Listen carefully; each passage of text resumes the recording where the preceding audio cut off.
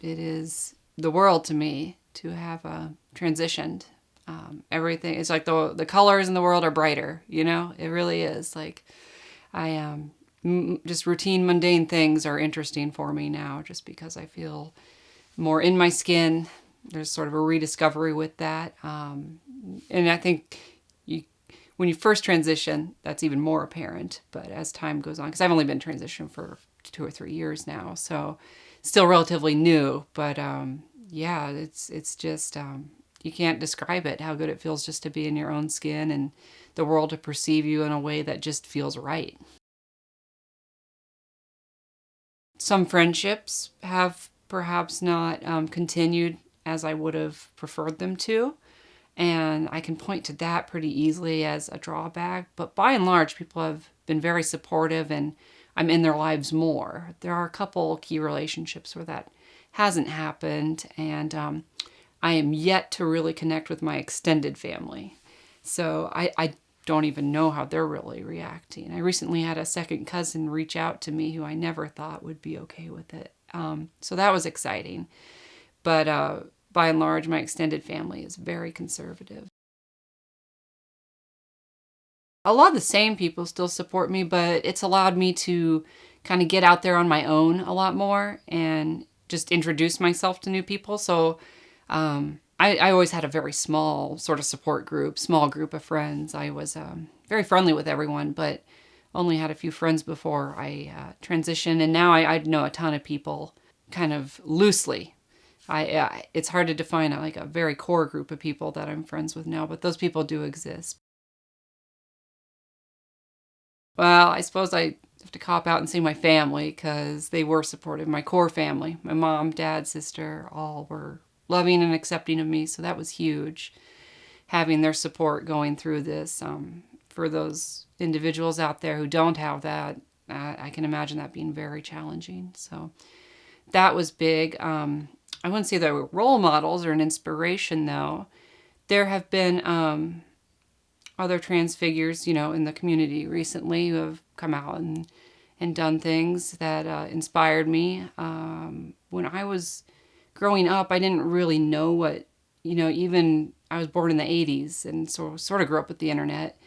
Maybe not as much as some folks these days, but didn't know what transgender really was. Only I knew what drag queens were, and that didn't fit with what I was feeling inside. And I didn't even know there was really an option recently till a lot of these trans girls started doing YouTube videos documenting their journey. And that was huge for me, being able to see that, see what they went through on a daily basis and watch their transition, unfold on this social medium. And that was huge for me. Seeing that allowed me to very quickly sort of say, all right, this is what I need to do. And it helped a lot having that as an outlet.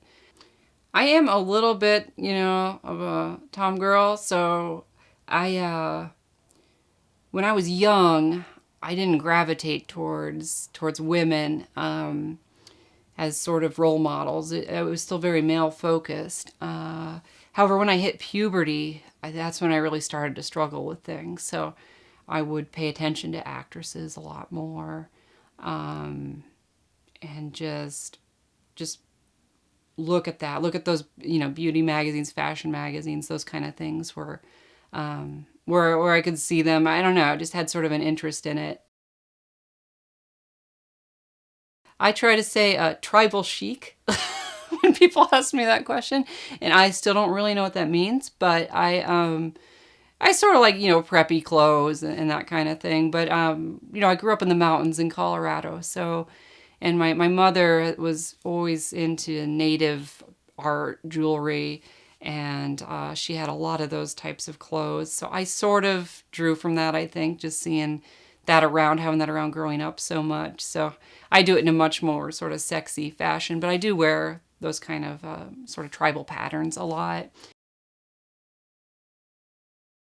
Just one time, and I shoulder some of the blame on that because I had been drinking too much. So I was not making good decisions.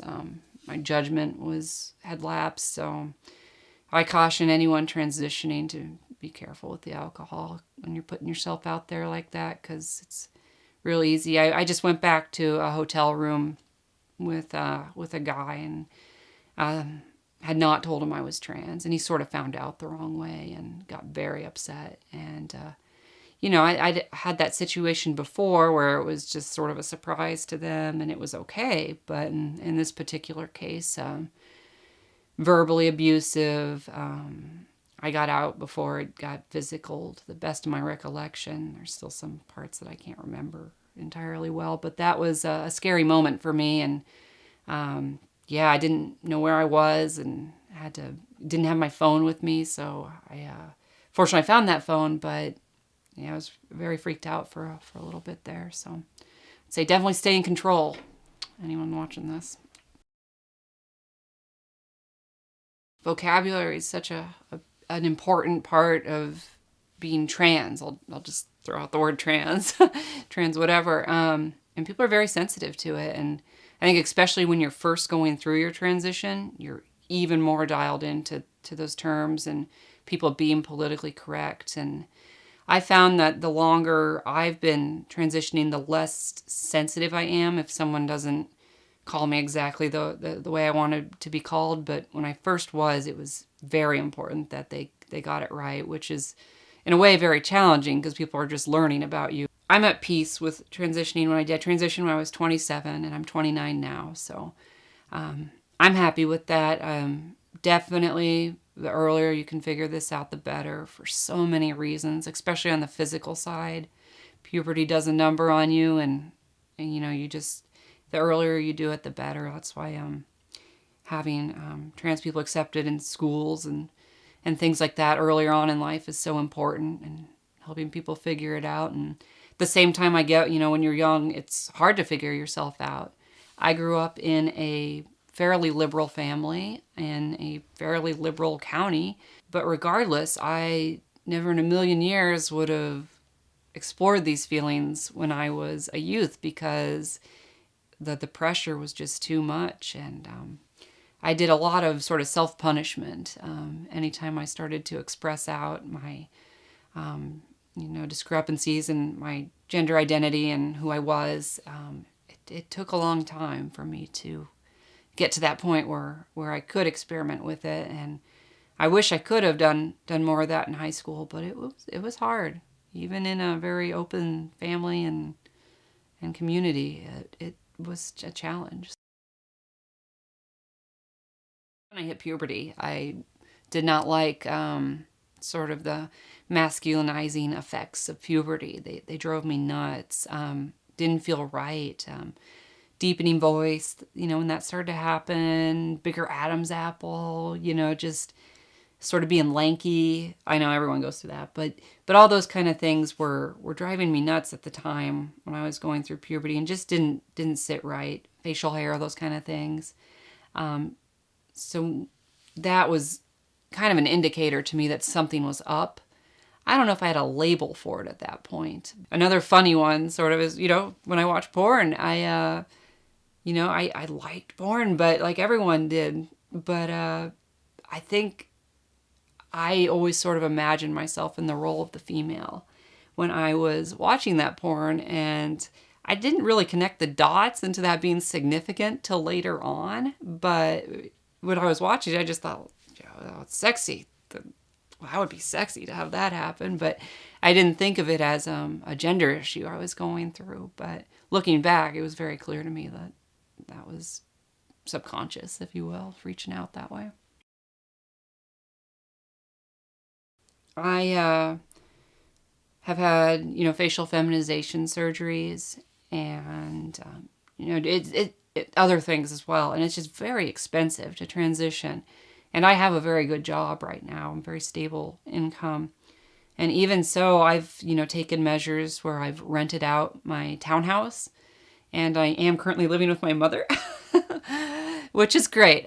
She loves having me around, but it's so expensive to do things the way I wanted to do them. So I've had to, give up a lot of my independence and sort of financial freedom in order to fund my transition, and worth every penny, in my opinion. But that's probably the biggest sacrifice, is just doing whatever I have to do to make ends meet to afford the transition. And you could talk about male privilege. I sort of have a weird thought on male privilege. I don't think I can ever really give it up because I sort of have experienced what it means to have male privilege, and I just sort of demand it. And I think it's sort of a confidence that I have where I won't let people tell me no. But there is a degree of male privilege out there that exists just innately, and when you don't have it, you don't have it. And that's just part of society. Sometimes it's just conversations I don't get to have anymore that people would have had with me. That kind of thing. And I don't know if you want to call that privilege or just being treated differently because of who you are. But, I often get the line like, oh, you're smarter than you look. And, it's along those lines.